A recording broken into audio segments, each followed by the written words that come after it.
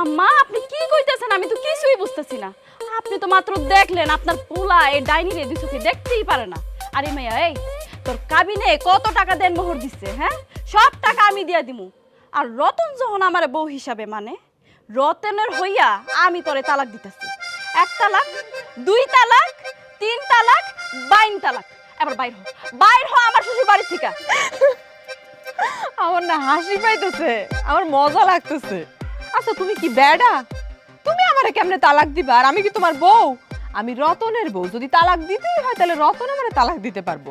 আর এত সহজ তুমি আমারে কইয়া দিলা, আমি সুসুর করে এই বাড়ি থেকে বাইরে চলে গেলাম। তা তো না, তুমি রতনের বিয়া করা বউ হইতে পারো, কিন্তু আমি রতনের আগের বউ, আমার অধিকারটাই বেশি। হ, কারণ আমারটা হইল বৈধ আর তোরটা হইছে সন্দেহজনক ঝামেলা। তাই বড় বড় কথা না কইয়া বাড়ি থেকে এক্ষুনি বাইর হইয়া যা। এতে তোর ভালো হইব, আমাদের সবার ভালো হইব। কার ভালো হবে আর কার মন্দ হবে এসব তো আমার দেখা লাভ নাই। আমি আমার জায়গা ছাড়ব না।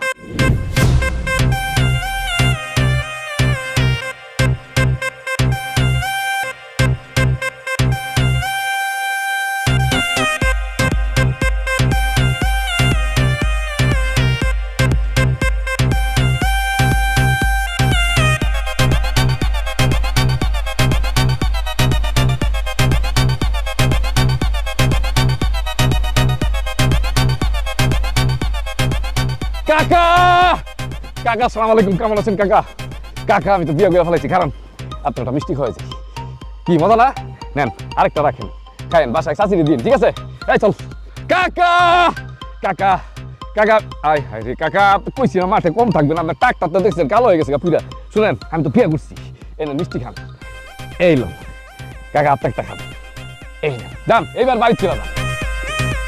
কিরে কি বুঝলি? রতনে বিয়া করছে। কেরামের কে কে আছে তুইটা ভাই কর, সবাই মিষ্টি খাওয়া একদম টাইপ ডিশ বানাই দিন। চল চল। Black, black, black.